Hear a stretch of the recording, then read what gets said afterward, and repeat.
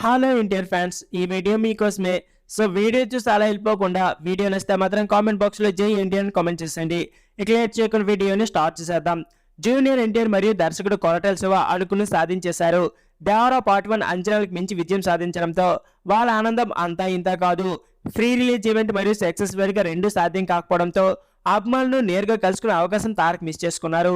ఈ లోటుని కొంతవరకైనా తీర్చాలనే ఉద్దేశంతో ఇంటర్వ్యూ రూపంలో దేవరా ముచ్చట్లు పంచుకున్నారు.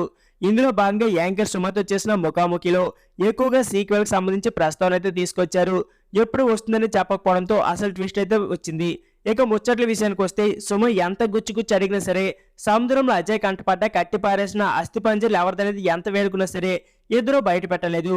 కొరటాలో కొంతవరకు దయతలిచి ఒక కళేబారం మాత్రం చాలా కీలకమైన వ్యక్తిని, అదేంటనేది దేవరా పార్ట్ 2 లోని చూడాలని తేల్చేస్తే కాకుండా వర స్వంత తండ్రిని ఎందుకు పడవలసి వచ్చిందని సస్పెన్స్ కూడా అప్పుడే రివీల్ అవుతుందని అన్నారు. జాహ్నవి కపూర్కి తక్కువ నీడు దొరకడం పట్ల వచ్చిన కామెంట్స్ గురించి తారక్ స్పందించారు. వర మరియు తంగం మధ్య లోతైన ప్రేమ కథ ఉంటుందని, అది రెండో భాగంలో ఉంటుందని అంటున్నారు.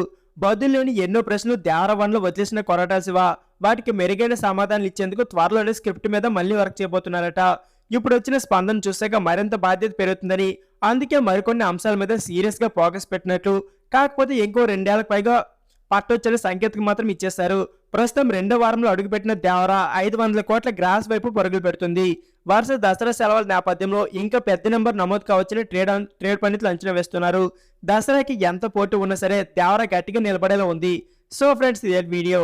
ఈ వీడియో నచ్చితే please like, share and subscribe my channel. Thank you for watching.